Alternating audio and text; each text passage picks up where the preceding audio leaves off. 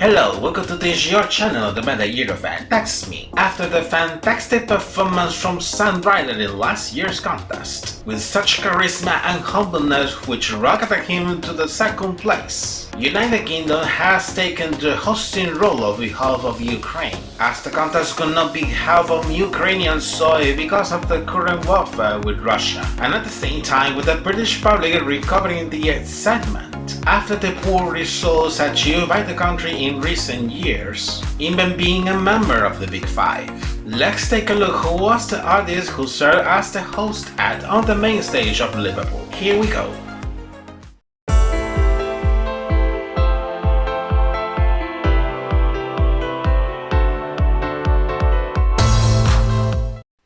For today's episode, I'm going to review the British entry for Eurovision 2023, which has been represented by singer Mae Muller with the song I Write the Song, although it could sound a little redundant. We start by taking a look to the biography and career of this novice artist who carried the British colours on this occasion.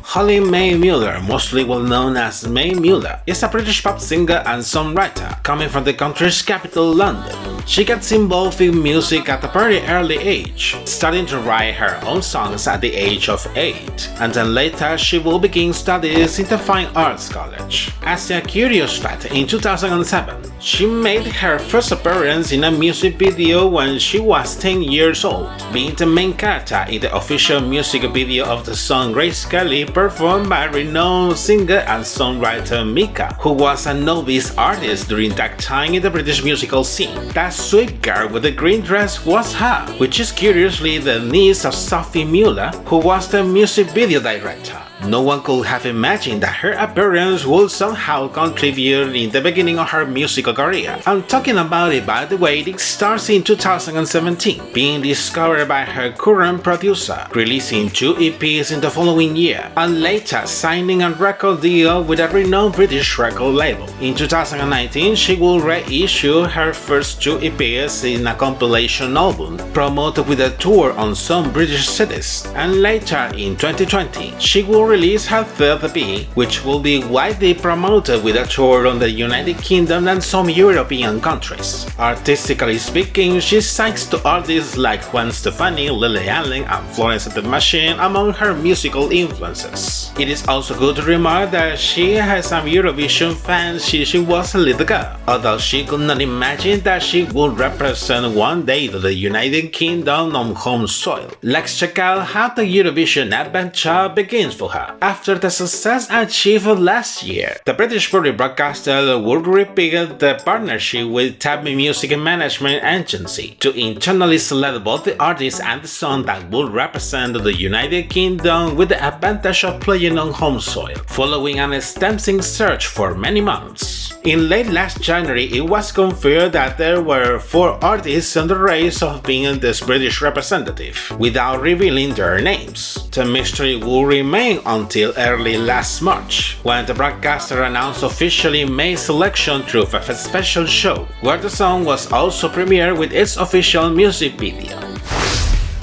A breakup track which brings a lot of empowerment. Now here comes the analysis according to what she has presented in her proposal. The melody is a typical electropop song with Latin pop elements, which reminds a little of the musical style of singers like Dua Lipa, Robin S, or Alexander Stan. On the other hand, May's voice is not bad. She does not have too extraordinary vocal skills, but in general terms, these are quite acceptable. Despite the song's title, the song was not only written by her, but also together with 2 other British songwriters, who have written songs for superstars like Kylie Minogue, David Guetta, or Little Mix, just to mention a few of them. Mae has commented that the song talks about coping with the defeat following a breakup, and then later feeling empowered afterwards. Reading the lyrics in detail, it is noticeable how it addresses the anger she feels when she figures out that her now ex-partner was cheating on her, taking some revenge, empowering herself. The message is quite clear and specific. If that person that you used to love has cheated on you, that person definitely does not deserve you. It is true that you have the right of feeling sad, but you can address that emotional dude in many different ways, so you can feel much better with yourself and have a good self-esteem, like she did, for example, writing a song.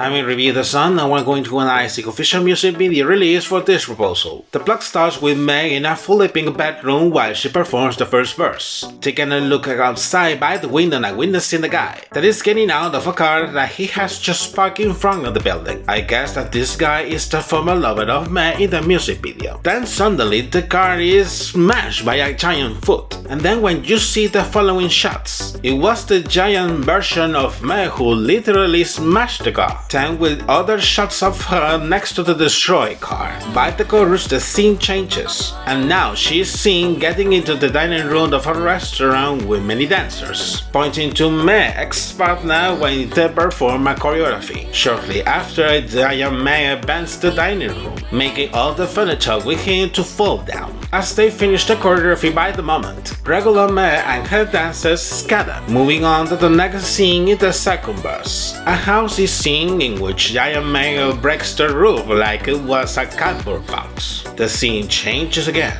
with regular Mae and her dancers making another choreography in front of the house seen before, then getting inside the house during the second chorus to throw clothes and belongings of the ex-partner by the window. The next choreography continues as the rain of clothes is still falling. On the bridge of the song, Mae appears below a mountain of clothes that explodes, and while she is declaiming, the choreography is still going on by the dancers. At the same time, these shots are projected in a cinema, which are witnessed by her ex-partner with a popcorn cube. And later, there is a curious effect. When regular Mae from the projection reaches her hand to the camera, the hand with the long and spiky nails of giant Mae cross the screen, scaring him a lot and he looking petrified, taking him with her hand, and later throwing him down to the floor like a doll. It is still noticeable that the music video wanted to portray in a very radical way, with some humor, the way that we would like to address the dissection suffered by an ex-partner, but that we do not dare to do in real life. Yeah, and I know that we would like to smash his car, but his house upside down and kick him out. But there are better ways and less radical to deal with the love deception. In the final chorus, she is seen with the dancers, doing the final choreography with a broken screen behind them, closing that the performance. Making a summary of the comments, the British entry for this year is fine. It is true that there were a lot of expectations after the success achieved with Some Rider last year, but in this case it was a modest choice. It is a proposal that does not miss a distinguished British character, although it was about to see if she could convince to the audience. For the staging in Liverpool, it could be seen during the rehearsals that she will use a leather platform at the center of the stage, in which she will make use of a lot of visual graphics in a pop art style, and joined by 4 dancers. Mae is wearing in this case a slim black outfit with some transparencies, combined with a short black jacket and a lot of necklaces by her neck. In the other hand, the dancers were wearing transparent hot pink shirts and black pants. Watching her live performance in the grand final, this was pretty dynamic, starting the performance from the lead platform, while the dancers were doing the choreography, then getting down from the platform to the front of the stage, through some stairs that briefly appear but later they disappear. You know, it's the magic of live television. The spotlights in this case are using the same color patterns used in the visual graphics. And towards the end of the performance there are some fireworks. It could be said that the performance was just fine, but having to turn off clothes in the show, it lacked that impact expected with the final performance of the night, compared to the semi-finals days earlier. With the counting of the votes, however, she did not get too many points to score, placing second to last in the final ranking. The result has not been the one expected by the delegation, although however they do not lose the excitement, mostly with the following of the contest by the audience. In many cities throughout the country outside Liverpool, having been the ninth time that Eurovision was held on British soil, 25 years after their last victory so far. About Mae, despite the result achieved, her musical career is still going pretty well. In fact, she will have a really busy schedule for the coming months, as she has announced the release of her debut studio album on next September, in which it will include the song with which she has participated at the contest, currently in the top positions of the musical charts of the country, and later embarking in a tour for sure, at least in the United Kingdom and Europe. So we will still having news from her for a long while. And you, What do you think about the British entry for this year? Put your comments down below as usual so we can follow up the discussion. And this is it for today's episode. If you have come to the end of this video, take a few seconds to like and subscribe to my channel as well, enable notifications and follow me through my social media. Take care and see you in the next episode. Bye bye.